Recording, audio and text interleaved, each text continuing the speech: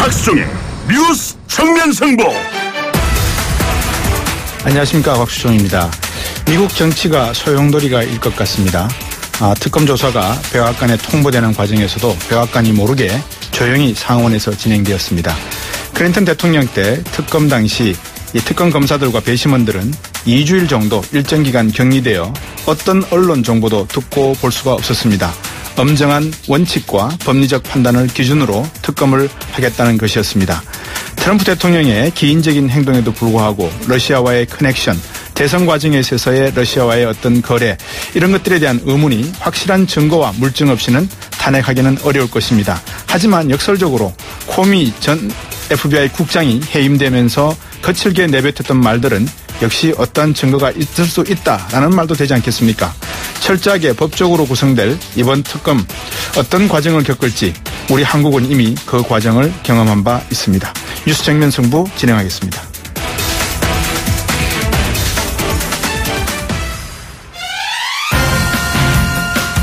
네, 오늘 저희가 준비한 순서 말씀드리겠습니다. 1부에서는 바른정당 김용태 의원 전화 연결해서 이 대선 마지막 이 탈당 사태로 혼란을 겪었죠. 바른정당이 이 자강론으로 당의 진로를 찾아가고 있는데요. 개혁 보수 자리매김 어떤 방향으로 갈지 직접 한번 들어보겠습니다.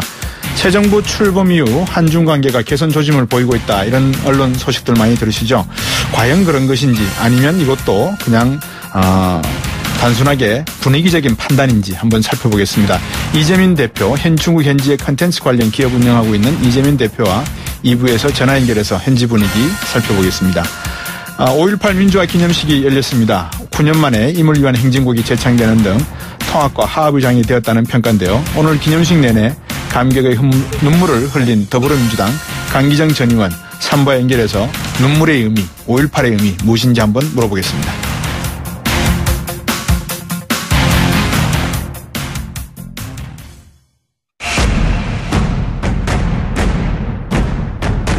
박수종의 뉴스 정면 승부. 네, 바른정당 얘기 먼저 해보겠습니다. 대선 기간 혼란이 있었다는 말씀 드렸고 다 우리 예청자분들께서도 알고 계신 내용인데요. 다음 달엔 새 지도부 선출한다고 합니다. 젊고 참신한 인물이 필요하다. 당내에서 이런 공감대가 형성된 모양인데요. 바른정당의 김용태 의원 전화 연결했습니다. 안녕하십니까? 안녕하십니까. 김용태입니다. 네. 오늘 5.18 광주민주화운동 37주기에 바른정당도 기념식 참석하셨죠? 예, 우리 주호영 대표 비롯해서 원내 지도부가 참석하셨습니다. 네. 임을 위한 행진곡도 제창을 하셨을 거고 어떻습니까? 분위기는, 광주 현지에서 분위기는? 예, 저는 참석하지 못했고요. 오늘 저는 이낙연 국무총리 네. 지명자에 대해서 인사청문회 준비 모임이 있어서 참석하고 직접 가지는 못했고, 네. 언론 보도를 통해서 네. 우리 바른정당 원내 지도부도 임을 위한 행진곡 제창하였다고 확인했습니다. 네. 근데 유승민 의원 전 대선 후보죠. 바른정당의 임을 위한 행진곡 논쟁 자체가 부질없는 일이다. 이런 이야기도 했습니다만, 어떻게 보십니까? 임을 위한 행진곡, 이거를 부를 수 있다, 부르지 못한다. 이게 왜 논쟁의 가운데에 들어서 있게 되죠? 5.18은 네. 대한민국 정부가 지정한 공식 국가 기념일입니다. 네.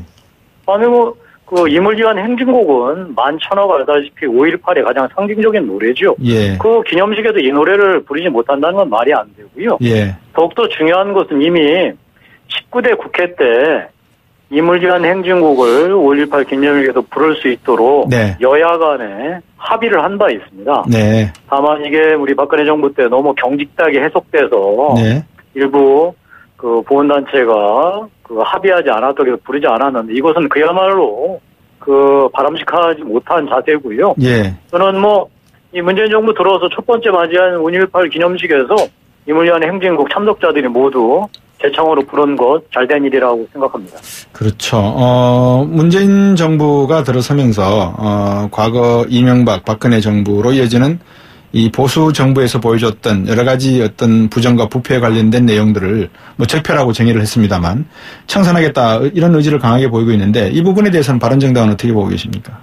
잘못된 건 당연히 바로 잡아야 되겠지요. 예. 다만 그것이 이전 보수 정부에서 벌어진 일들을 네. 그냥 전 정부에 이루어졌던 일을 뒤집게 하겠다라고 하면 싫다 할 겁니다. 네. 저는 이 부분에 대해서 그 문재인 정부가 올바른 원칙과 법에 따라서 처리하기를 기대하고 있습니다.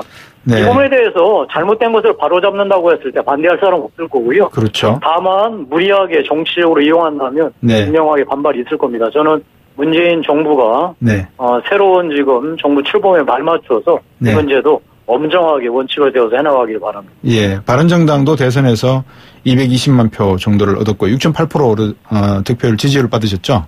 예. 최근 지지율도 좀 오르고 있는 그런 상황인 것 같습니다. 그렇지만 이거 가지고 만족하시겠습니까? 당의 진로에 대한 고민이 크실 건데 앞으로 계획이 있으시면요?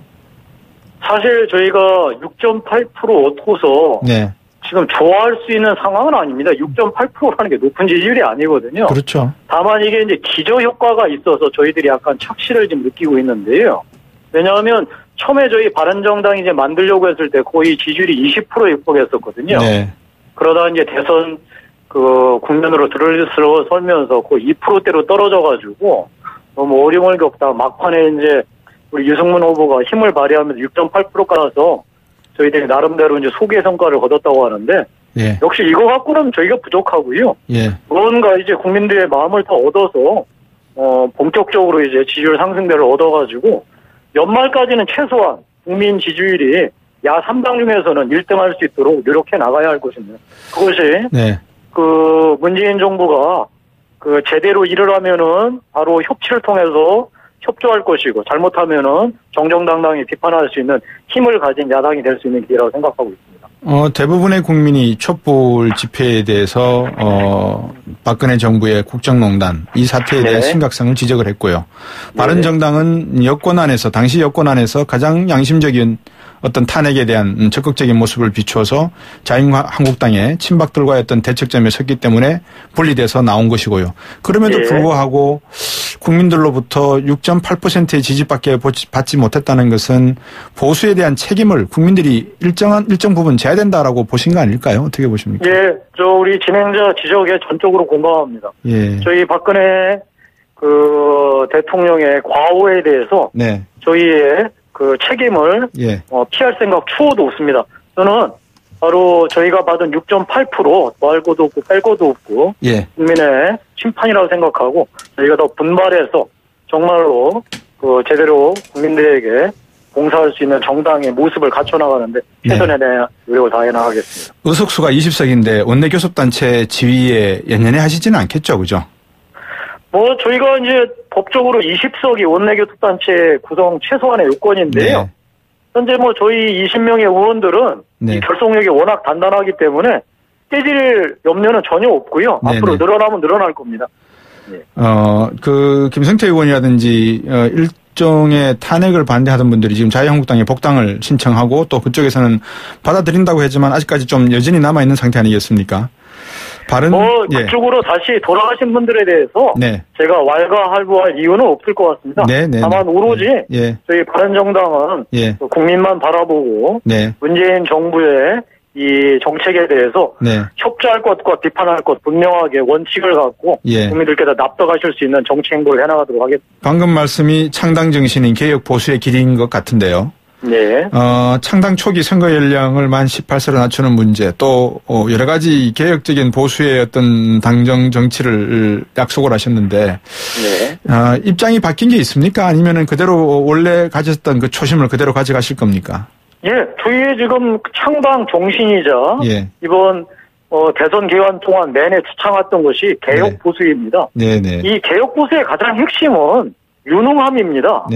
그러니까 저희가 유능하다는 것이 무엇이겠습니까? 결국 공동체를 유지하고 발전시키는데 우리가 도움을 줄 수 있는 그 모든 것을 다 우리가 포용하고 끌어안아야 되는데 사실 그간 이 보수가 보여줬던 모습은 자기 도구마에 빠져서 오히려 이 상대방을 배척하고 자기들 주장만을 관철시키기 위해서 사실 억지 부리는 게 있었던 것은 또 사실입니다. 아마 이런 것들이 국민들 보기에 너무 안 좋게 보였던 것 같기 때문에요. 저희로서는 공동체 유지 발전을 위해서 필요한 유능함을 갖추기 위해서 모든 노력을 다해나가고 있습니다. 그것이 아마 개혁 보수의 길이라고 저희는 확신하고 있습니다. 경선 과정에서도 많은 분들이 남경필 경기지사와 유승민 대선 후보 간의 어떤 정책 대결 또 경선 과정을 상당히 칭찬을 많이 하셨거든요. 저 정도가 경선의 모습이 되어야 된다라고 말씀을 하셨는데 이제 그런 것들이 결국은 보수 개혁 보수의 길이 아니겠는가. 앞으로도 이제 국민들로부터 어떤 평가를 받으실 것 같은데요. 지금 문재인 정부가 들어서서 하고 있는 여러 가지 이 업무 지시 1호, 2호, 3호 나오고 있고 또 개혁 드라이브를 지금 걸고 있지 않습니까? 특히 이제 검찰 개혁도 있는데 어떻게 보십니까? 이 부분에 대해서는? 저는 지금 문재인 정부 출범하고서 초기에 보여줬던 모습 정말 칭찬을 아끼지 않겠습니다. 네. 그리고 다른 정당에서는 일부 지적하고 있지만 이게 어떤 법률적인 준비를 거쳐서 하는 것이 아니라 대통령 지시사항으로 일부 일들을 처리해 나가는 것에 대해서 저희는 불가피성에 대해서 인정하겠습니다. 다만 앞으로 이제 체제가 정비되면 반드시 이 절차에 따라서 진행해 나가야 할 것이고요. 검찰 개혁에서 꼭 한 말씀 드리고 싶습니다. 문재인 정부가 지금 이제 법무국장하고 중앙지검장에 대해서 감찰을 지시했는데요.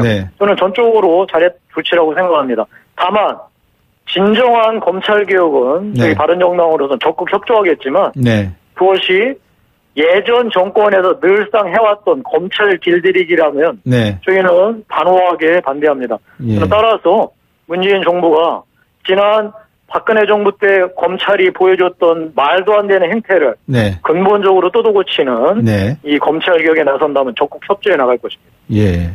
바른정당의 어떤 개혁적인 이미지가 과거에 새누리당에서부터 뒤에 당 색깔을 빨간색으로 바꾸면서 당무회의 때마다 국민들에게 비춰졌던 빨간색의 혁신 그런 보여주기 위한 정책이 아니고 실질적인 정책 혁신이 되었으면 하는 바람이 누구에게나 있을 것 같고요. 그러다 보니까 이제 지도부도 좀 새롭게 젊게 해서 좀 개혁적인 이미지를 본격적으로 해야 되겠다 이런 견해가 많이 나오시는 것 같습니다. 내부에서. 나이가 젊다고 다 개혁적이고 혁신적일 수는 없겠죠. 다만 지난 우리 대선 기간 중에서 특히 대선 막판 유승민 후보의 용감하고 정말 독립적인 어떤 대선 행보에 대해서 젊은 사람들이 열광하지 않았습니까? 저희는 유승민 후보의 이런 국민들의 젊은 사람들의 지지를 계속 발전시켜 나가야 되기 때문에 새로운 지도부에서도 나이 젊고 많고를 떠나서 생각 자체가 젊고 혁신적인 생각을 가진 지도부가 구성될 수 있도록 아마 우리 당원들이 뜻을 모아주실 것입니다. 많은 언론에서 그런 이야기를 합니다. 국민의당과 바른정당이 언젠가 연대를 하는 것이 또는 합당을 하는 것이 옳지 않겠는가 좋지 않겠는가 이런 이야기들을 훈수 두듯이 이야기하는데요. 안보는 보수, 경제는 진보 또는 개혁이라는 이미지를 갖고 있다면 서로 보수적인 관점이 차이가 나더라도 국민의당과 연대를 하실 생각은 전혀 없으신 겁니까? 자강론이 계속 유효한 겁니까? 지난 대선에서 우리 바른정당의 국민들이 보여주신 뜻 그리고 얼마 전에 끝난 저희 바른정당 구성원 전체가 모여서 결의한 뜻은 자강입니다. 우리 스스로 제발로 서서 개혁 보수의 깃발을 세우고 탄탄한 기틀을 다져나가는 것이 저희들이 지금 해야 할 일이기 때문에 자고우면하지 않을 겁니다. 과거에 1988년 미국의 AT&T라고 하는 거대 통신회사가 검찰에 의해서 5개 작은 어린이 회사로 나누어졌거든요. 강제로. 그러다가 나중에 20년 세월이 흐른 다음에 버라이전이라고 하는 회사가 베이비벨 쪼개졌던 작은 자회사가 AT&T 엄마 회사를 인수합병해버리는 사태가 발생을 합니다. 바른정당이 나중에 자유한국당을 합당시킬 그런 모멘텀을 찾을 수 있을까요? 저희는 올바른 올바른 길이 아까 말씀드린 대로 지금 문재인 정부가 잘한다면 지금 문재인 정부가 현재 보여주는 모습은 진보를 넘어서 개혁 진보의 모습을 보일 가능성이 있는데요. 저희로서는 문재인 정부가 개혁 진보의 길을 간다면 저희 바른정당은 개혁 보수의 길을 가서 협조할 건 협조하고 비판할 건 비판하면서 정말 국정의 파트너로서 제대로 모습을 보인다면 정말로 이 범보수를 지지하는 분들께서 바른 정당으로 보수의 중심을 세우라라고 명령할 수도 있을 것 같습니다. 저희는 하여튼 그때까지 저희의 길을 꿋꿋하게 가겠습니다. 아까 시작하실 때 이낙연 국무총리 후보 인사청문위원회 준비 때문에 바쁘다고 하셨는데 어떻게 됩니까? 24일, 25일 청문회가 열리는 모양입니다. 그렇습니다. 검증 어떻게 하실 겁니까?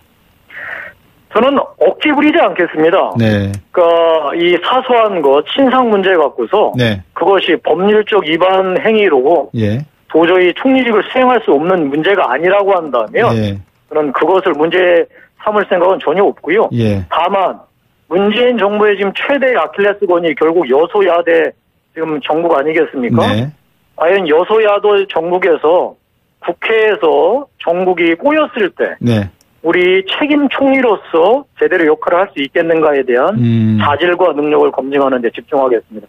저희로서는 작은 것 같고 연연하지 네. 않겠습니다. 아주 중요한 점을 지적하셨네요. 과연 국무총리로서 국회를 아우르고 정치권을 아우를 수 있는 그런 포용력과 또 예리한 부분, 수술을 제대로 할 수 있는, 칼을 제대로 댈 수 있는 그런 능력이 있는지를 검증하시겠다는 말씀 같습니다. 예, 지역 말단을 보지 않고 숙을 보면서 네. 총리 청문회에 임하도록 하겠습니다. 네, 오늘 말씀 잘 들었습니다. 수고하시고요. 좋은 결과 있기를 바라겠습니다. 감사합니다. 예, 고맙습니다. 바른정당 김용태 의원이었습니다.